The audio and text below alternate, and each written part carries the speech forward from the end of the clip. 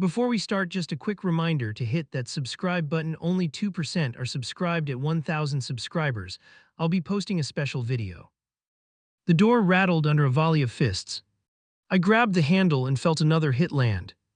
Mom flinched beside me and reached for her phone. Through the peephole, a crowd packed the porch. Someone lifted a camera and mouthed, "We see you." "I'm Nate, 27. I opened the door. A girl in a denim jacket raised her chin. "Are you safe?" she asked, my sister, voice clipped. Mara kept her gaze on the doormat and didn't blink. Another knuckle twitched toward the record button. "Step aside." The buzzcut girl moved closer, shoulders stiff. Mara clutched my sleeve and tugged like an anchor. That touch looked awful on camera, and I knew it. I let go and spread my hands wide. Phones rose higher like a jury ready to vote. "Where are the marks?" someone blurted, breath sharp. Mara swallowed hard and pulled her hoodie tighter. Her friends stared at her wrists as if reading. Mom whispered my name through her teeth. My stomach sank. I felt the scene closing like a trap. The buzzcut girl tried the door frame with her palm. "Come with us," she said, not waiting for consent. Mara wavered and half-stepped, sneakers squeaking on grit. I blocked the threshold without touching anyone. In a window across the street, someone started streaming. "Don't make this worse," the jacket girl warned, jaw tight. "Blink for help," she repeated, eyes locked on Mara. Mara stared at me, then past me, then down. Her lashes fluttered once, then steadied like stone. The porch held its breath and I felt heat rise. "Everyone calm down," I said, palms still open. Two boys snorted and nudged each other toward bravery. One lifted his sleeve like a shield, ridiculous and ready. I pictured cuffs and headlines before dinner ended. Mom drew the chain tight and waited for my lead. "Inside," I told Mara, keeping my voice even. She didn't move, and that scared me more. The jacket girl reached, fingers grazing Mara's elbow. Mara flinched like it stung and the phones flared. A neighbor across the hedge muttered, "Call the cops." "Prove she's okay," the buzzcut girl pressed, breath quick. "Show us both of your hands right now." Mara raised them, trembling, sleeves riding up an inch. A chorus of inhales turned the porch electric. Someone whispered bruises and nudged closer for angles. I stepped sideways and gave the camera a clean view. "Look all you want," I said, my throat tight. My heart wanted to sprint, but my feet locked. Mara's fingers shook and her eyes glossed over. For a beat, nobody trusted oxygen. A car rolled by and slowed where it shouldn't. The driver stared, then kept crawling as if orbiting. The crowd shifted to let the lens track him. Mara squeezed her hands until the knuckles blanched. I caught a flicker I didn't understand yet. The jacket girl looked from her screen to Mara. "Text me if you can't talk," she said, jaw unclenching. Her thumb hovered over send as if primed. Mara nodded with a tiny jerk that wasn't yes. I knew this wouldn't end on the porch. "We'll check again tonight," the buzzcut girl announced. She slid a business card across the threshold, cheap and crisp. "Therapist," she added, daring me to scoff or balk. Mom stared at the floor and didn't pick it up. I felt a line get drawn under our feet. They backed down the steps in tight formation. Phones stayed up until the sidewalk swallowed them. The streaming window across the street winked dark. Mara lowered her hands and wouldn't look at me. I kept seeing that flicker and couldn't blink it away. "Do you want water?" Mom asked, voice too steady. Mara shook her head and brushed her sleeve smooth. Something faint smudged near her wrist, then vanished. I touched the doorframe and felt a tremor return. Whatever this was had already started off camera. I locked the door and the chain rattled once. Mom pressed her phone to her chest in breath shallow. Mara took one step toward the hallway, then stopped. Her screen lit with a name that tightened her mouth. I didn't know the name yet, but I would. Her screen lit again and she jerked the phone away. "Who is that?" I asked, heat climbing my neck. She angled the display into her palm and locked it. The buzz didn't stop, and neither did the dread. She moved down the hallway fast, head low, steps clipped. I followed 3 paces back, not touching, not blinking. The bathroom door clicked and my foot wedged the gap. "Open it," I said, because secrets breed louder monsters. Silence stretched, then water ran for no reason. "Count to 10, I told myself, and didn't. The lock turned. She stood with her jaw clenched. A faint smear shadowed her wrist and she hid it. "Give me the phone," I asked, palm steady, voice thin. She paused, then pressed it into my hand with reluctance. A thread of messages stuffed the screen like a choke. At the top, one name glared like a dare.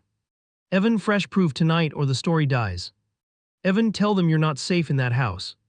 Evan, film tears show skin no. Hesitation. 3 bubbles floated again and my stomach knotted.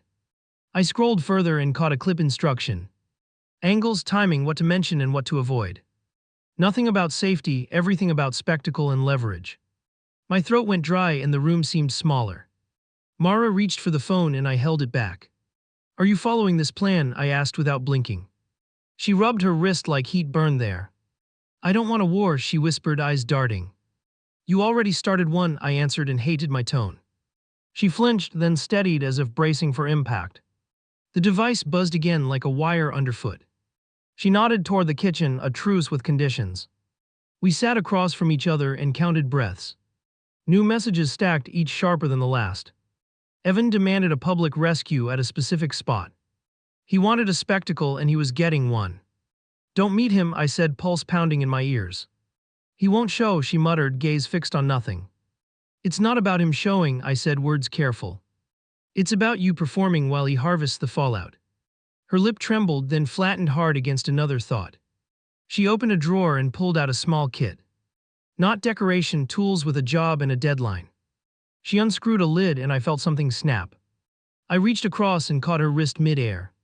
Stop, I breathed, not loud, not polite. She froze, eyes shiny, breath slipping out in ticks.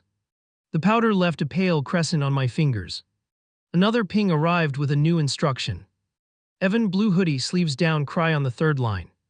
Evan, ask for a ride, make it urgent. He finished with a clock emoji, a threat in disguise. She pulled her arm free and wiped my hand clean. I can't make it worse, she said, voice flat. You can choose different, I answered, almost begging. I hated how pleading sounded, but I meant it. Her shoulders sagged, then squared like she picked a lane. Come with me, she said, not looking at my face. Together, I repeated, testing the word for cracks. She nodded once, and that once carried weight. We walked out quietly like smoke trying to leave. I felt the neighborhood watching through shut blinds. On the sidewalk, her phone kept humming in pulses. Every buzz felt like a timer counting down. She flagged a rideshare and avoided my eyes. I climbed in after her and kept the phone. The map pointed to a cafe near the park. He wanted visibility, and I planned a different view. Halfway there, a new text shifted the plan. Evan, if he comes, cry harder, mention past scenes. He wanted me marked as the villain on cue. I swallowed the urge to break the screen. She saw the line and pinched the bridge of her nose. Don't talk inside, she muttered, breath shaky but firm. I nodded because cameras listen better than people. We stopped at the curb and the night pressed close. Inside the cafe, familiar faces clustered near the counter. Her friends, phones already out, glints waiting for chaos. One spotted us and nudged the others with urgency. I lifted my chin and my heartbeat answered back. Mara drifted toward them like tide pulled by a moon. I stayed near the entrance and kept my hands visible. The phones angled toward her and then toward me. Evan's name flashed again and a new script loaded. He instructed a phrase to trigger tears on command. I watched her inhale, then freeze mid-sentence. My thumb hovered over the record icon without trembling. If he wanted a show, he'd get a different cut. Water, I offered, stepping between her and the lens. A friend scoffed and shifted left for a clearer shot. Another whispered, do it now, like a stage cue. Mara's chest hitched and the room leaned toward disaster. I lifted the phone high and read the latest message. Fresh proof or I leak tonight, I spoke clean. Gasps hit the tiles like dropped silverware, loud and fast. Mara's hands unclenched and something in me did too. The group bristled, then one reached for the device. I pulled back and pointed at the name on top. You trust this person with her safety? I asked, calm. No one answered and the silence sharpened everything. Mara took the phone from me and faced her circle. Her thumb scrolled until the threats stacked in plain view. Look, she managed, no tears, just a choice. They leaned in and every face tightened. A chair scraped behind me, slow then quicker. I turned and saw a figure near the window. Hood up, hands in pockets, head tilted like a question. Evan watched his scene from the edge and waited. I walked straight at the window watcher without blinking. He angled away like a shadow ducking a flashlight. Mara stiffened behind me and the crew quieted. I set my jaw and kept closing distance. He wanted a stage, I offered a spotlight. Stay where I can see you, my palm rose. He smirked and stretched his neck as if bored. Mara's grip found my sleeve and then let go. Our reflection on the glass looked steadier than we felt. He tapped his pocket twice and waited for panic. I lifted her phone and opened the message thread. The typing dots pulsed like a dare I needed. Text him now, I murmured, breath low and even. Tell him you are alone and scared. She hesitated, then wrote exactly that and nothing more. He looked down as his device lit his jawline. The corner of his mouth twitched like a win. I inched closer and angled our screen higher. The dots appeared again and then again. He answered with a new instruction and a time. I read it aloud so the room heard. Cry by the counter, ask strangers for help. A barista stilled mid-pour, eyes snapping to us. Mara didn't cry, she stared at him instead. That stare moved something heavy toward daylight. He shifted his weight and scanned for exits. I stepped aside and cleared him a path forward. Come explain your lesson plan, I said, voice flat. The crew drifted behind me like a tide. He lifted his hood a notch and laughed once. Proof, I said, pointing at his pocket. Show me your chat with her friends. He shrugged and glanced at the door. A chair squealed behind us like a warning. I braced for him to run or swing. He didn't run, he reached for Mara's shoulder. I blocked with my forearm and kept space. Hands off, I said, and the room hardened. He raised both palms like a saint with secrets. The act made my teeth grind. Mara pulled out a small wipe from her kit. She pressed it to her wrist and dragged slow. Tinted residue stained the cloth in a streak. She held it up and then looked at him. His throat bobbed once and he blinked. The crew gasped and then fell silent, stunned. I met the barista's eyes and nodded once. Call for help if he bolts, I said. No sirens yet, only our breathing and his. He started to talk and I cut him off. Airplane mode, I told Mara without looking away. She flicked it on and turned off Bluetooth. He frowned like a pickpocket finding an empty bag. Her feed would not be hijacked tonight. Now he had to join the conversation in person. He tried charm next, voice light and careless. Everyone misreads texts, he offered with a shrug. I displayed the timestamps stacked within minutes.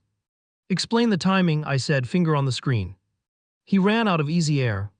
Show your phone, I requested, calm but not friendly. He held it like a trophy he never earned. Mara stepped closer and extended her palm. He balked and looked at the door again. The crew closed ranks without speaking. Then look at mine, he countered with fake ease. He opened a photo album and flicked fast. Draft clips, angle charts, poses circled in red. Mara inhaled sharply and then steadied. I caught a screen recording icon glowing. I leaned in and tapped stop with a knuckle. He jerked back too slow to save it. A thumbnail blinked into the grid like a confession. The barista had already dialed and met my eye. He saw the thumbnail too and swallowed. He grabbed for the device with sudden energy. I pivoted and let his hand pass air. Mara slid his phone to the counter and planted it. A friend pinned it there with one finger. He realized he was losing the room. He spun a new line and tried to poison pity. Her family breaks her, he hissed with a glare. Mara lifted her wrist again, clean and bare. No, she said, not loud but unshakable. The room decided before he finished blinking. He went for the exit hard and clipped my shoulder. I moved with him and redirected to the floor. We grappled briefly, not heroic, just necessary. His hoodie twisted and his pocket spilled a card. On it, a handle matched the message header. Two workers stepped in and held distance tight. Police are on the way, one announced with authority. Evan froze and looked smaller than his script. I watched his eyes hunt for an audience. No one offered a lens this time. Mara handed me the cloth with the tinted streak. Keep that, she said, jaw firm but shaking. Evidence enough for now and more coming. She opened her own camera and filmed his shoes. One detail that would matter later. He tried again, voice softer and pleading this time. Delete everything and I disappear, his fingers trembled. Mara raised her phone higher and recorded his offer. I stared at him until he looked away. The crew tightened the circle and waited. Sirens rose outside and finally cut through chatter. He squeezed his eyelids shut like bracing for flash. I looked at Mara and saw a different posture. Not fragile, not rehearsed, just done. I felt a hinge shift inside both of us. Officers stepped in and took the temperature fast. We lifted our hands and named him clearly. They separated everyone and asked for the messages. Mara passed her device over without ceremony. I slid the cloth into a clear bag they offered. They escorted him out while he muttered something bitter. No one followed, no one filmed, no one clapped. Ledoux. Or swung back and the room exhaled slow. Mara leaned on the counter and stared at me. Home, she whispered, but this time as a choice. I nodded and felt the question I had been dodging. Did I miss signs because they were inconvenient? That answer waited for the ride in the porch. For now we had proof and a pass. Outside, the night paused like it expected a sequel. The welfare check hit before we reached the block. A patrol car idled outside our place with lights off. An officer stepped out and asked to speak inside.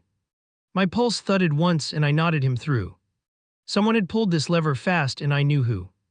Anonymous tip about danger, he began, clipboard tucked tight. Show me where she sleeps and keeps essentials. Mara lifted her chin and walked ahead without shaking. I trailed close, counting the steps like a metronome. This visit could spin hard if we stumbled. He glanced at her wrists, then at the kitchen counter. Mara placed the stained wipe on a plate. Make up, she said, steady and unflinching, not a whisper. I unlocked my phone and opened the threats. He read in silence, jaw tightening by degrees. Another unit rolled up and parked across the street. The second officer requested our devices for copies. Consent recorded, she said, holding out an evidence bag. Mara exhaled and handed hers without flinching. I passed mine too, palms damp but willing. My screen buzzed again on the table.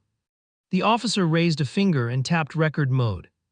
A new message appeared from a fresh handle. Drop everything by midnight or the clip goes live. Same punctuation, same cadence, different mask.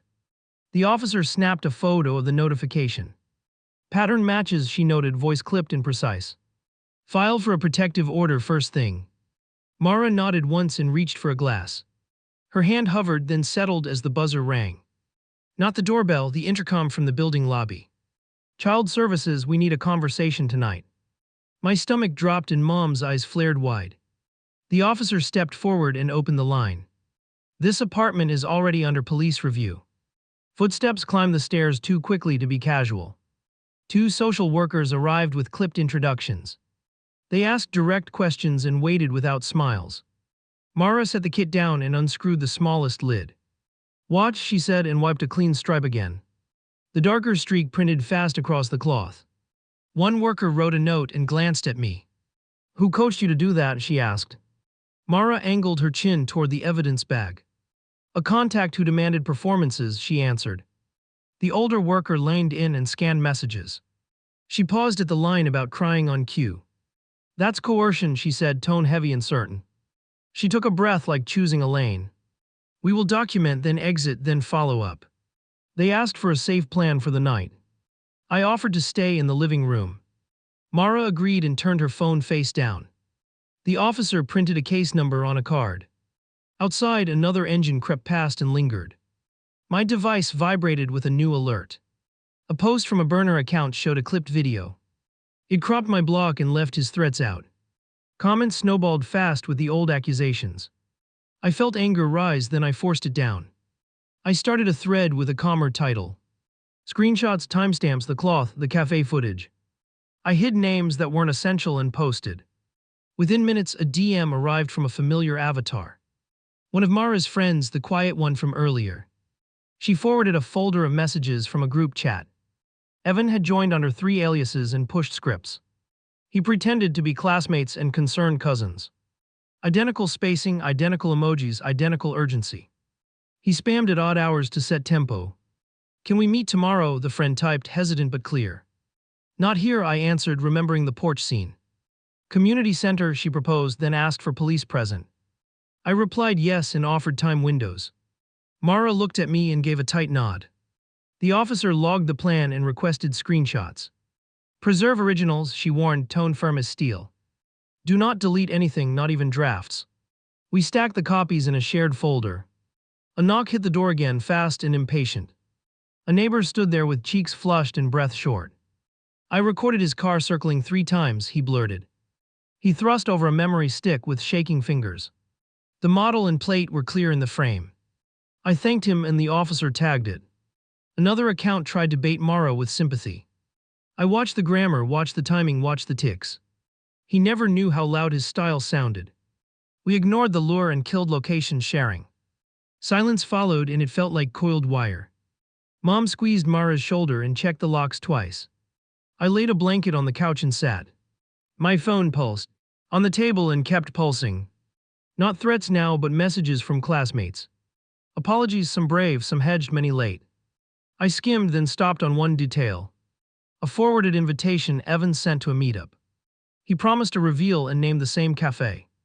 Tomorrow at 8 sharp, bring witnesses and salt. He loved scheduling chaos and now it served us. I sent the invite to the officers and the friend. We won't attend, I wrote, finger steady at last.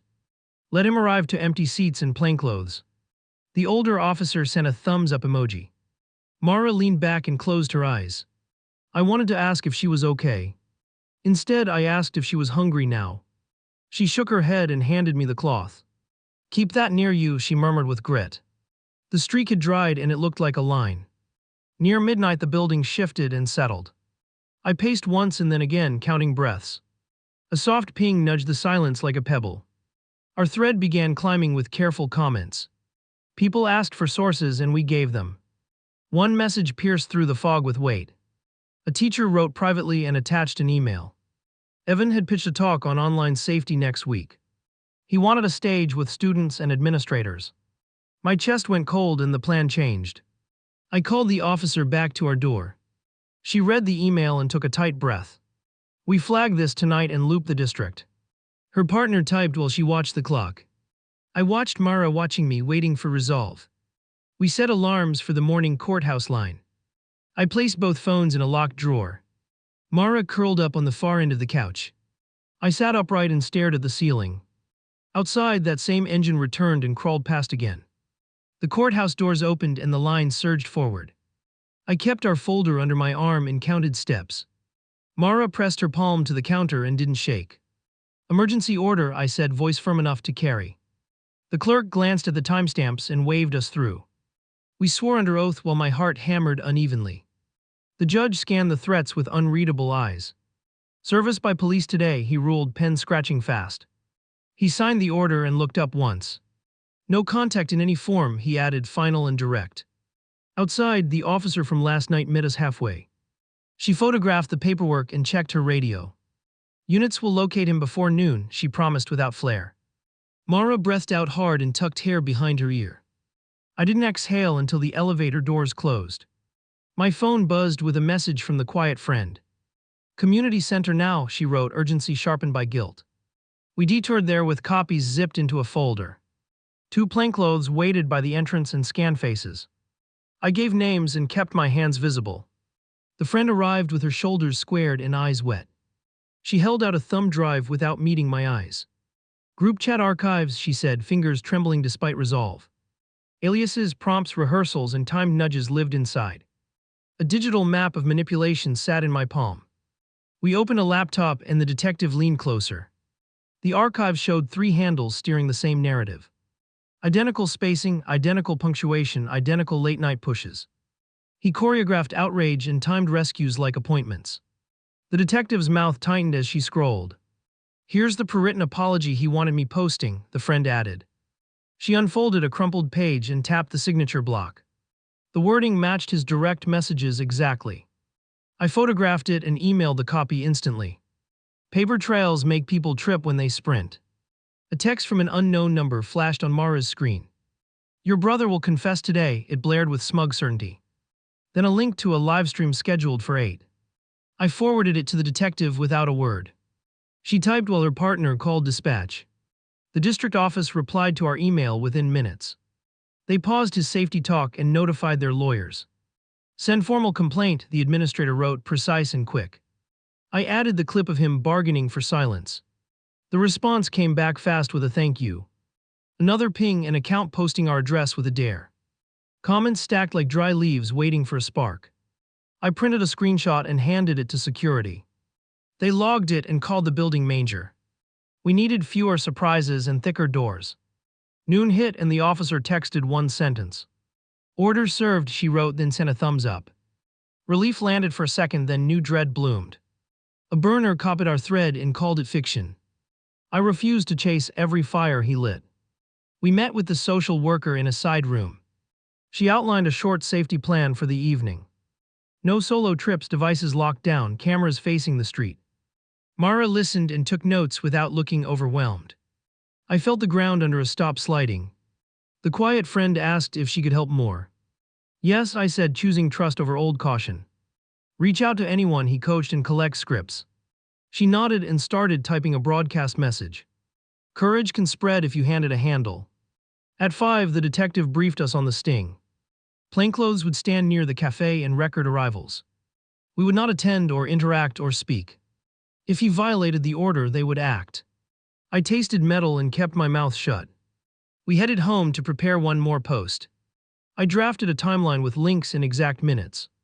Mara recorded a short clip naming only actions. No labels, no insults, just verifiable events. We uploaded it and braced for blowback. He answered with a staged confession from a new account. His voice claimed he fabricated everything for attention. Then he pivoted and blamed us for bullying him. Both statements contradicted the texts in our file. The comments turned uncertain which was new. 7:30 brought a final curve. A message pinged from a number we recognized. Meet me outside your building, it read like a dare. Then a photo of our front stoop from moments earlier. I grabbed the bag with copies and called our contact. We waited inside while officers converged. An unmarked car slid into position and idled. 2 silhouettes appeared near the gate and lingered. A body camera caught one of them typing. Dispatch matched the device to one alias. A loud knock, not a fist, a command. Police stepped back from the door immediately. Feet scrambled and someone darted for the curb. Plainclothes intercepted with clean movements and firm voices. The order wasn't just paper anymore. We watched from the hallway while neighbors whispered. The detective texted one line that steadied my spine.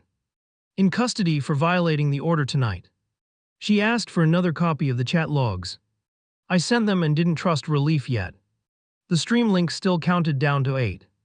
We debated pulling our post to starve it. The detective advised leaving everything public and documented. Let the record sit where everyone can see it. So we did, and then we waited. 8 arrived with a dead broadcast and a blank screen. His accounts went quiet like someone pulled a plug. New messages rolled in from classmates who wanted context. We pointed them to the timeline without extra words. Silence felt heavier now but less dangerous. Mara slid the dried cloth across the table again. Not proof of harm, she said, voice rough but steady. Proof of intent, she stared at the line it left. We both knew intent would anchor everything next. And we both knew the fight wasn't finished. Court morning started with metal bins and empty pockets. He entered in cuffs and scanned the benches for allies. Mara sat tall and kept both hands folded. I counted breaths until the clerk called our case. He smirked at us once, then glanced at the clock. The prosecutor played the threats on a small monitor. Every ping landed like a gavel in my chest. His attorney objected on tone, not on substance. The judge leaned forward and asked one question. Did you write these messages? She asked, eyes locked. He tried charm first and shrugged for sympathy. Misunderstood jokes, he offered with a loose grin. The judge lifted a brow and waited him out. Answer the question, she said, voice flat as concrete. His grin thinned and the room iced over. Mara stood and held up the tutorial list. She spoke in clean pieces, each piece anchored by proof. No speeches, no embellishment, only steps and results. My jaw unclenched for the first time in days. The judge nodded once, then turned to him. Why instruct staged injuries? She asked, pen poised. He looked small and young and cornered. His eyes flicked toward the gallery and back. Views, he muttered, finally admitting the engine. My stomach flipped and then settled into steel. Ruling came quick and landed like a door shutting. Extended injunction, restricted accounts, mandatory counseling. The judge assigned a monitor for online behavior. Any violation triggers immediate jail, she finished. He stared at the table and stopped blinking. Outside the courtroom, a reporter raised a microphone. I kept my voice low and gave only verifiable facts. No names we didn't already publish online. No dramatics, no victory laps, only receipts. The piece would run either way, so I controlled it. Mara's friends approached in a quiet cluster. The buzzcut one swallowed hard and met our eyes. I believed the wrong person, she forced out. She slid a printed apology across the hall. Mara read it, then nodded without offering absolution. The quiet friend brought a final envelope. Inside, a ledger of burner emails and confirmed links. She had mapped aliases to purchase receipts and logins. It sealed connections we could not prove last night. We thanked her and promised to hand it over. Afternoon brought the district meeting about his school pitch. Administrators listened while the detective played our clips. They canceled his talk and filed a flag within minutes. A parent committee asked how to guard students next time. We handed them a checklist built from our mistakes. At dusk, our porch filled again, this time with neighbors. No filming, no baiting, just quiet faces and short words. They had watched and waited and now offered rides. One set a whistle on the rail and stepped back. Another shared the video of his car looping the block. A final message hit my inbox from an unfamiliar contact. Others got similar scripts, the writer confessed, voice tight. They attached screenshots from towns we didn't know. Same cadence, same pressure points, same clock emojis. I forwarded everything to the detective with a single line. Night returned and the house finally loosened its grip. Mara opened our thread and typed 3 sentences. I lied to survive a lie, I'm not doing it again. She pressed post and closed her eyes. I watched the comments settle into something like care. We stood by the door that had started all this. The chain hung still and the hinges stopped complaining. I traced a screw head with my thumb and looked at her. We build new rules, I said, voice steady and real. She nodded once and somewhere a car kept going.